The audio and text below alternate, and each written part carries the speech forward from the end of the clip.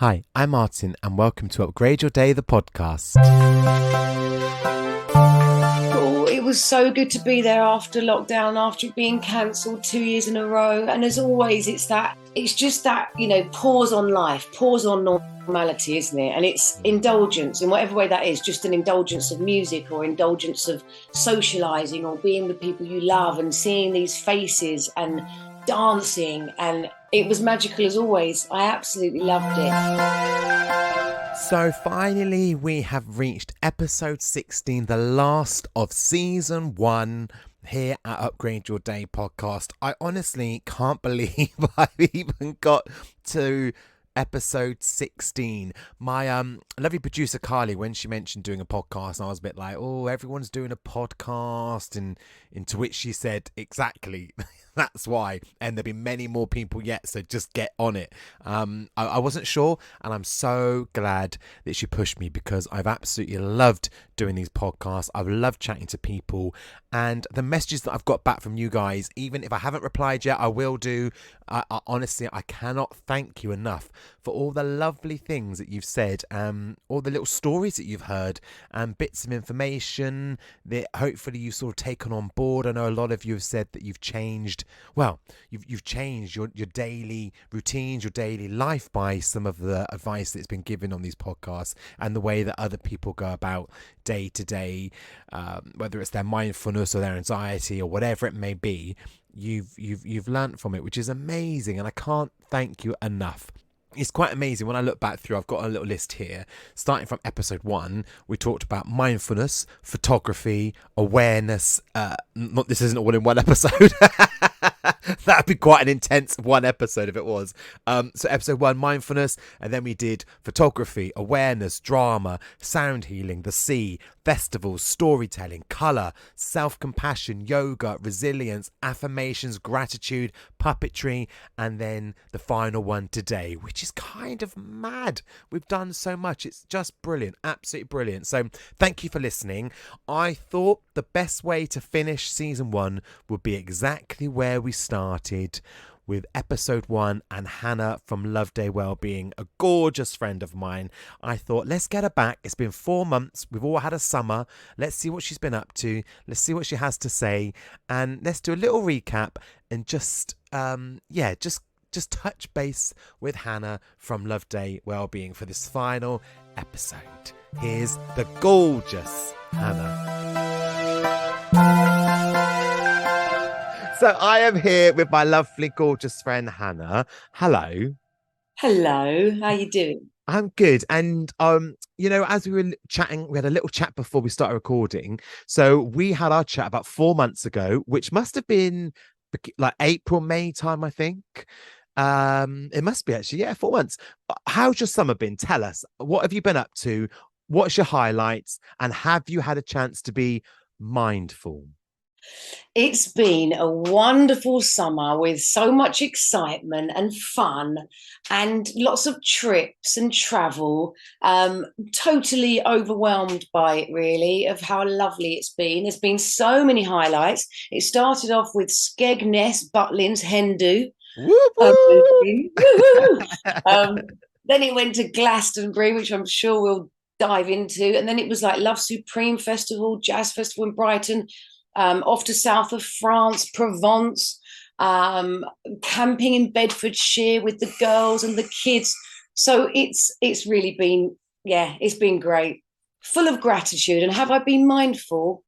I have been mindful because I've been, as I say, full of gratitude, which obviously is one of the foundations or principles of mindfulness, recognizing the appreciation in the moments. I've also been training for a half marathon, which was another one of the highlights. So that was kind of mental strength and resilience. So it's been great. That's amazing. And we should probably touch on your training for the marathon. Now, I'm sure someone like yourself, you need to get into a certain place in your head to do that kind of training for a marathon, right? What did you do with that? How did you cope with that? Do you know what, Martin? I'll be honest, I pulled out at one point. You know what it's like, ex-performer, ex-dancer. I had a back injury, and I was because I've never been a runner. I've always thought, yeah, I'll do a little 5K here and there maybe, but I always kind of drop out of running. It's never been my kind of best form of activity or exercise, but I got into it with a really good friend, and she was like, we can do this and let's just sign up. And so we'd done 10Ks. We were like, woohoo, 10Ks. And then I signed up and I was like, so how many K is a half marathon? She's like, 21. It was like, okay, over double what we've done. But I did pull out of it because I had a back injury. I went on a long, no, that was it. Sorry, I went to Skegness, Glastonbury, and Love Supreme, and ended up at the healing fields at Glastonbury in so much pain on the first day. And just thought, you know what, I've got to drop out of this. But because I was running for my mum, my beautiful mum, and Breast Cancer UK, I just thought, right, let me see a sports therapist, put a little bit of investment into my back. And she gave me all these exercises. And I was so quickly defeated by, I can't do it, I can't do it, thinking, I teach yoga. I don't want to ruin my back for the sake of doing this. But then she sorted me out. And yeah, I did it.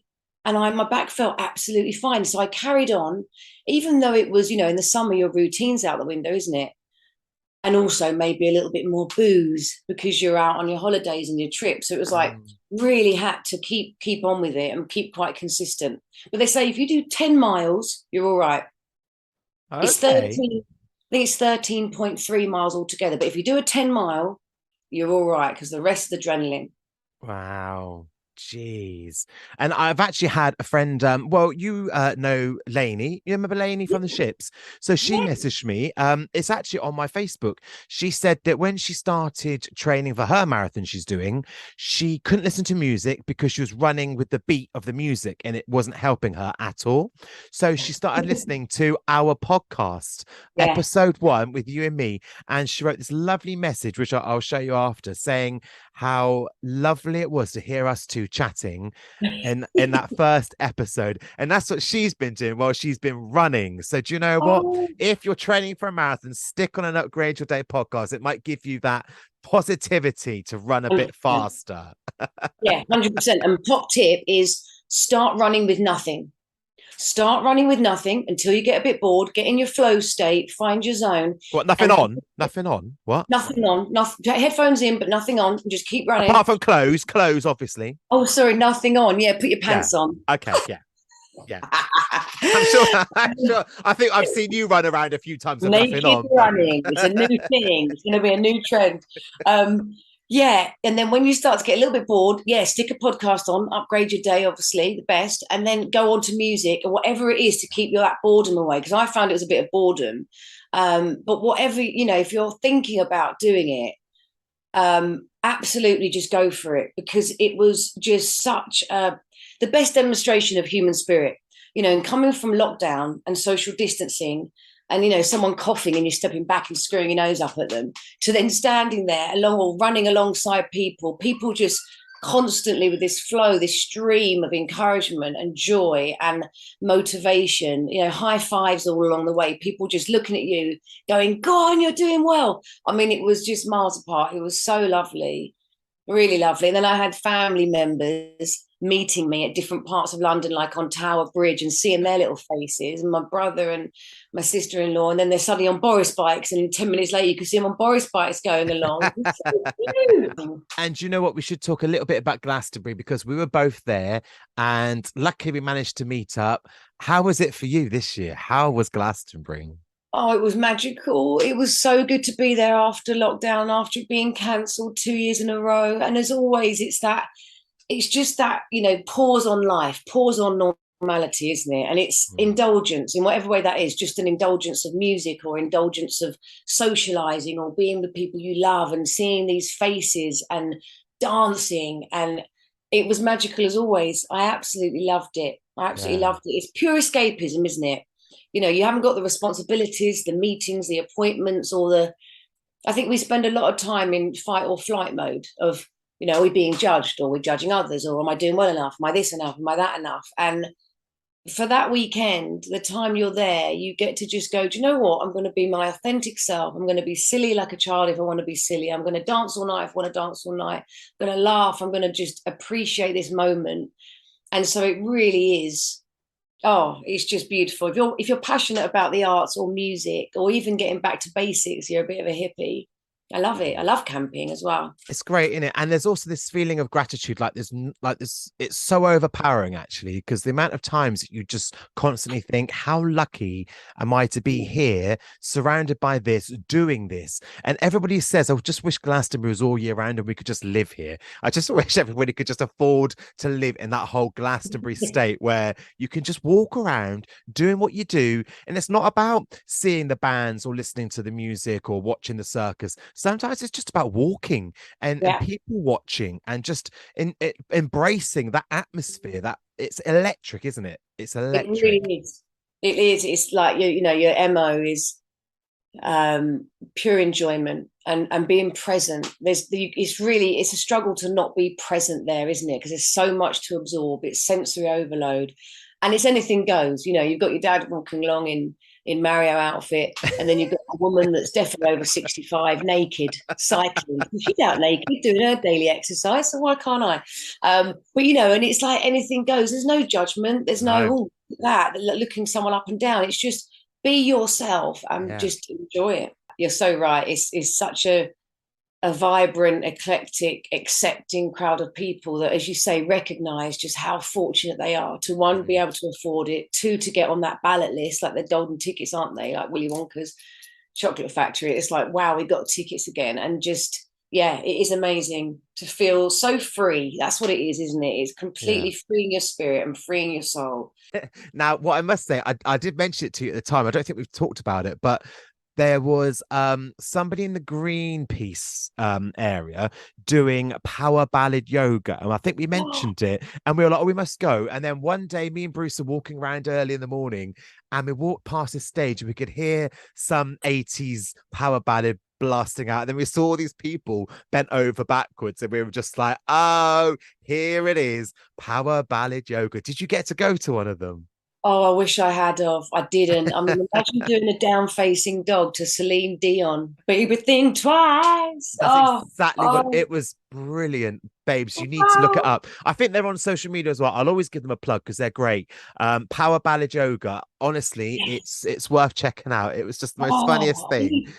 I Yeah, need to start my own in London, I East know. London, Ballad Yoga. You should. You You can really find should. so much, can't you? So much there. I Yeah. love it. Or you could even put a twist on it. You could even get really, really niche. And because you're such a huge fan of Prince, maybe you could do like a Prince power ballad yoga. Do you know what I mean? Wow.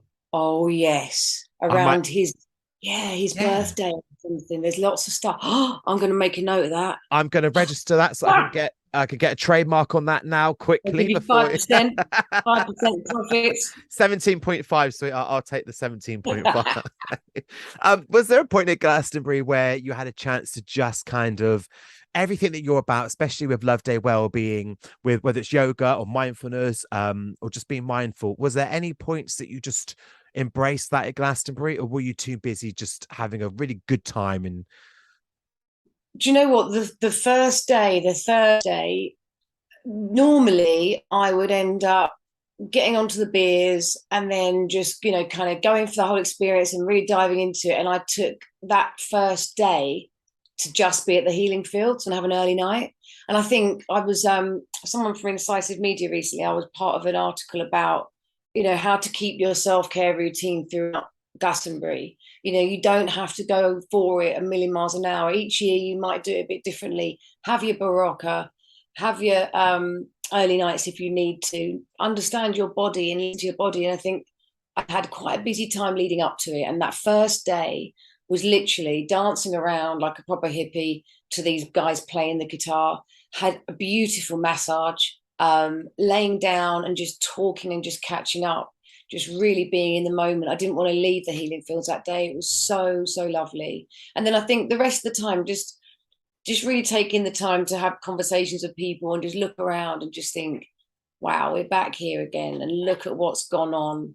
Um, yeah. great. And also the healing fields is such a beautiful place where uh, I always find it hard to explain to people that even though you're in Glastonbury, you don't feel like you're at Glastonbury when you're in the healing fields. You might as well be in a field in the middle of nowhere with a bunch of gazebos and tents, and it feels completely separate to the festival. And it's quite quiet, isn't it? Really, for what it is, it's a nice It's a nice pace, and it's nice and relaxed, and it's nice and chilled. Oh, you're absolutely right. You walk in there and you go from the buzz of it and the electric excitement, and you go in and it's almost tangible. The energy shifts. Mm. You walk in under that sign and you go, oh, feel that. I mean, anyone that doesn't believe in energies or it's just, yeah, it's stunning. So peaceful and so quiet.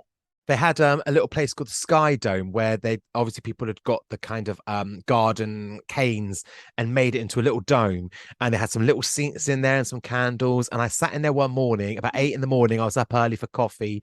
I sat there for an hour and a half, Hannah, hour and a half, and there must have been 6 or 7 wind chimes all tied up on the Oh, ceiling. And it's on my social media. If anyone wants to check it out, it's on my Instagram. There's a little video. I sat there and just sat for an hour and a half, and I messaged Bruce saying, come you come and find me. I've grabbed a coffee. I'm now sat in the Sky Dome. We need to build one of these in the garden. It was the most beautiful thing, and I still can't believe I sat there for an hour and a half doing nothing, just sitting, listening to wind chimes. It's my new favorite thing. There's something oh, about it which just centers you. It really does. oh, they're beautiful, aren't they? Yeah, Yeah. I love the wind chimes. And you're so right. When do you ever just go, I'm just going to stay here, stay still, get lost in my thoughts if I want, or just stay present, or just with no agenda, no motive. I'm just going to sit. And that's what happened. When I first walked in there, that kind of not enough culture, that not enough time, not enough this, not enough that was kicking in and going, oh, hang on a minute, an hour and a half for the massage. And it takes a while for you to go, but why does it matter that you've got to sit for an hour and a half? That time is precious. Just sit, just see what Mm. happens. And so you slow everything down, and imagine what that does to stress hormones and the kind of default mode network in the brain, the monkey mind. It's just all putting a complete reset and grounding you, isn't it? Which is why I always think we should have a little room in our house, not for the Hoover, not as a bathroom or a bedroom, but we need our own Sky Dome in our homes. Mm. It's one of those things I always think, why have we never had that in life where you always have to have a room which you can just use as a little Zen room, a little chill room, just a place to sit, to put everything like that, to put your own little wind chimes or whatever it may Yeah, be. Shouldn't we all have that, you know? I know. A little area of tranquility to Yeah. go and reset once a day, even I'm if it's the also, corner of the room. If you can't afford a spare room, just yeah. the corner of the room, just set that scene, set that environment. Yeah, I also think now get but this right, going off tangent a little bit, but don't you find it weird that in our bedrooms we have like side cupboards, we have like wardrobes, we have lamps, we have a bed, everything that's for has a it has something to do, right? And yet when we take our clothes off of an evening, we throw them over the wash basket, we throw them over the chair in the corner. People buy chairs to put in their bedroom purely to hang their clothes on, right? That they're not going to put in the wash. Do you do that? Oh, I never do that. I always put everything away. You are joking I me. don't. I No, really shut don't. up. No, I've I lived with really you. don't. You know you. You throw it over there, don't you? Yeah, Beautiful Frida Kahlo chair yeah, in my like a vintage Frida Kahlo chair, always yeah. covered over So with this and that. why have we never created something that is there to put your clothes Oh, on? Like, why is honestly, that not a thing? Why like have you seen? I think in the Victorian times, I want to say there's something like a clothes. I want to say a clothes horse, which you think of hanging up your washing to dry.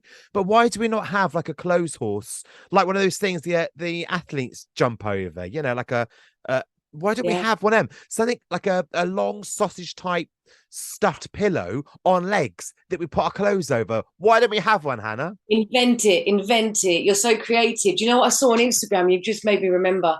There's this thing where in the wall is a hole and it's a vacuum. And this teenager walked past the wall and he threw his hoodie and it went and it took it into the wall. Oh my God, it was amazing. Oh my Absolutely amazing. God. So the kids will never leave anything. They just throw it at this hole. I don't know where it goes when it's in that inbuilt inbuilt wardrobe within the wall. I don't know, but it was like this vacuum. It was so fun. It was like never again will you shout at your teenage kids for leaving stuff on the floor. Towels, brilliant. I'll have to find it and send it to you. Wow, that's a good idea.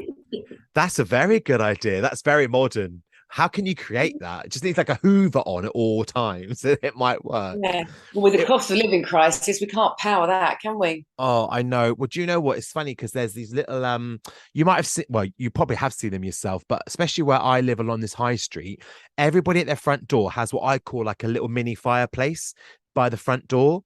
And it's where in the olden days everybody used to work outside. So it's where you scrape your boots. Do you know what I mean? It's like a little hole in Yeah. a hole in the wall with a little metal bar, and you scrape your boots, and then Yeah. you can clean it out. And I always used to think they were just like little fireplaces for pixies or something. I like to think of a nice kind of thing. I'm from Glastonbury. Come on, surely that's what they're for. Um, and I think I always tell children that. I always tell my nephew that's little fireplaces for the little people that live here. And he's like, no, they're not. That's for scraping your boots, weirdo uncle. Oh, But cute. things in time change, don't they? Things change over the years. Like we don't need those anymore just because of the way we work and so on. We don't have muddy streets like that. We don't need that. And I think that's one of those things where we have gone from that to your suction war. That is a complete jump into the future. Isn't it just? It's like these lawnmowers which just do it themselves. Walked into one of my school mum's gardens the other day, and my dog went nuts because there's this like automatic lawnmower. You haven't got to do it. You haven't got to Oh hold on to it. God. Like the Hoovers and we'll have robots doing our cleaning, won't we? Yeah, yeah. I feel like a Oh, we have robot gone off on cleaning. a tangent. The healing feels the robots doing our cleaning and taking over the world. Now listen, Tammy, what's happening with Well Day Lovebeing? If I said that right, Well Day Well Lovebeing. day, that's a good one. Well day, have a well day. Loveday Wellbeing. But we can switch it up, Martin. I'm always down for switching things up. You know me. So Loveday Wellbeing, yeah, the coaching is going really, really well. Loving the coaching. Put together a cognitive behavioral quitting. I call it conscious quitting for giving up smoking and also balancing things like alcohol. And so loving working one-to-one. Still absolutely loving yoga and mindfulness in schools for children with special educational or emotional needs, and obviously the employee wellbeing workshops as well. Yeah, So yeah, the variety is great. I'm just about to start on a program with teenagers that are waiting for counselling.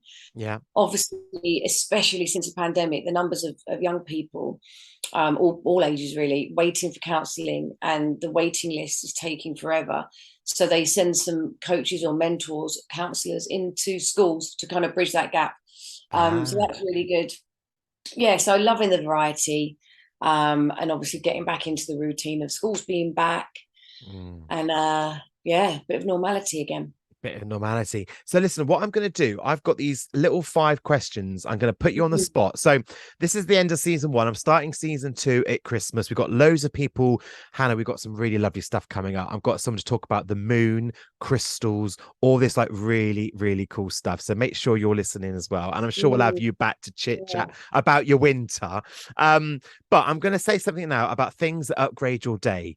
And chuck me some answers. I'm going to test these questions on you, and then I'm going to hopefully put them into season 2. So, first of all, off the top of your head, at this moment in time, a song that would upgrade your day, a song that you could play right now on Spotify that would give your day a boost, a bit of positivity. Do you have one? Always Prince, I want to be your lover. Nice. It's that guitar. Ding, ding, ding, ding, ding. Honestly, I send it to people to cheer them up, and they're like, oh my goodness. Prince, I want to be your lover. Just put that on, dance to it, love it. So if you're listening to this podcast, stick that on as soon as this finishes. Have a listen Mm. to it. That's I love it. And also, how about a time of day? Is there a time of day that just you feel like is your time? A time that just really works for you spiritually, or even just the way that your life is and being a busy mum and everything? Is there a time of day that you prefer? I think I'm just getting back to that time of day, but it's the morning to have that sacred 20 minutes, that little pause, that little moment to set the intention. It doesn't have to be that you get up early and meditate for a whole hour, but it can be those little small incremental changes to your day. And one of those changes can be don't get up and look at a phone. Don't get up and rush, rush, rush. Otherwise, that's the intention you're setting. I'm just Yeah. getting back to that because I've had a dog for a while now. And since November. But first it was get up, make sure the dog gets out and all this. And now Mm, he's fine to be left. So it's lovely to have that little moment before my son's up, before the school run, before getting on the day, and just taking that little 20 minutes, half an hour for I always do a sun salutation, and I'll always Mm. do a little bit of breath work, whether that's some breath holding, like a Wim Hof technique, or whether it's just literally counting the breaths or putting on a guided meditation. One of your meditations are always very Oh, I love special. that. And what about food? What food it feeds your soul? It can be anything, any time of the day, any kind of food. What is it that if you could eat right now, it just puts a big smile on your face? You know what? I do love a fruit salad because I love fruit. And if you can put a bit of yogurt on it, and if you can chop loads of fruit up and then chuck it in a bowl, the colours, it just looks so lovely. Yeah. Yeah, And a nice yeah. dollop of yogurt on it as well. I had a fruit salad the other day that had lots and lots of mint, fresh mint. Oh, it was beautiful. Oh, I yeah. know, right? I never even thought about it myself, and it was just gorgeous. So rip up that mint, get on top. Mm. Absolutely. I've had one like that. And pomegranate. Yeah, I love a Pomegranate. pomegranate. And Mm. how about a scent? Is there a scent that when you smell it, it upgrades your day? It just lifts everything for you. Just one scent. It could be a natural scent or a perfume, or aftershave, anything. Hudson's hair. Hudson's hair. I love when I brush his hair. He's got a ponytail on the top now, like a little top knot. And I just put, or if I'm hugging him, and I put my nose into his hair, and I love his hair. Oh, that's very cute. I love that. And what about a place? What place does it for you? If you could click your fingers right now and take yourself somewhere, where would it be? Obvious, Glastonbury. Oh my God. Wouldn't it? Hey, yeah, it really would. So, right. So, from those questions, we can work out that if you were sat in Glastonbury first thing in the morning, smelling Hudson's hair, listening to Prince, and eating a fruit salad, that would literally be Heaven. Hannah's upgrade for the day. End of. Hannah's heaven. And do you know But what's funny Hannah's about that is heaven. you can make that work. You can literally in about 11 months' time, that can happen. How cool. Honestly, I've promised Hudson the next one I go to, he'll be there as well. That's great. Well, because people forget, obviously, we did the Basil Brush at Glastonbury, and everyone was like, well, where did you do that? Well, like in the kids' field. And they say to me, kids' field? What's a kids' field? They have no idea that Glastonbury is set up for kids like there's no tomorrow. There's so many kids there. They have a great time, you know? And they go for free. I love that. But I love what you just Yeah. did with those 5 questions. That's so good. Like, I'm gonna stick it in season 2. It's my little treat for people. Please Um, do. When I have that moment of Hannah's heaven, I'm going to video it and go, here we are. Here's my yeah. 5 Oh all my at once. God. Yeah. And it's just nice to know that you can actually make that happen as well. Like it can happen. You can make it happen anywhere, really. I love it. Well, darling, thank you so much for sharing these few minutes with me once again. Oh, it's a pleasure. Absolute pleasure. Absolutely overjoyed to be asked again at the end of your season, like the little bookends on your season. Honoured. Oh, I just look at you like a bookend. I love it. We call many things, never a bookend. Well, listen, thank you so much, darling. And have a lovely autumn, my favorite season. Do you like autumn? Are you a big autumny person? I do. I do. I like exploring. I like going out with a jumper on, even going to the seaside, walking around London, getting Christmassy, winter nights, getting cozy. Yeah. I do. I love it. It's all Embrace about it all. lighting candles, sticking the blankets Yeah. over us because we're all going to need lots of blankets this winter and just snuggling down and just being Yeah. hermits. If we can be hermits, let's be hermits. Yeah. Absolutely. I like that. Well, thank you, Always my lovely darling. seeing you. Lots of love to you Love. and speak to you Lots of soon. love. Bye. Well, that was the lovely Hannah. I really enjoyed that. And let me know, did you enjoy my questions? Should I add some more? Can I add any more into it? I love the fact that we managed to work out that if Hannah is listening to Prince first thing in the morning, eating a fruit salad, smelling her son's hair at Glastonbury, that is her ultimate upgrade. Okay, maybe the Glastonbury bit takes it a bit too far because the rest she could literally do tomorrow morning. Who knows? Well, let me know if there's any questions you want me to ask my guests in season 2. Email me at martin, martin, at upgradeyourday.co.uk, or message me on any of my socials, Twitter, Instagram, Facebook. You can find me everywhere And also, if you wish to rate this episode, give it some stars, leave a review. It's completely up to you, but I'd really, really appreciate it. Thank you so much for listening to 16 episodes. I really can't get over it. And for all the people that have come along and given me an hour or so of their time, thank you so much.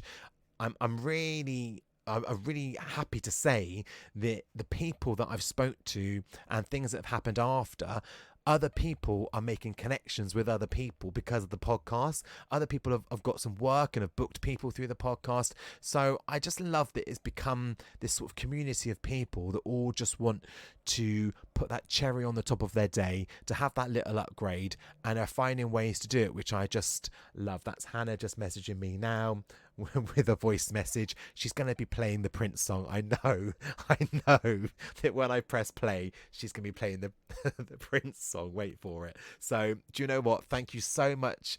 Thank you so much. Let's just play it. Let's just see what happens. Let me get my phone. Let's just see what happens if I press play. Always lovely seeing your face. Always lovely seeing your face. Maybe no Prince song. Sounds like she's out on the road. She's probably going to pick up her son. Anyway, thank you so much for listening. I can't wait to start season 2.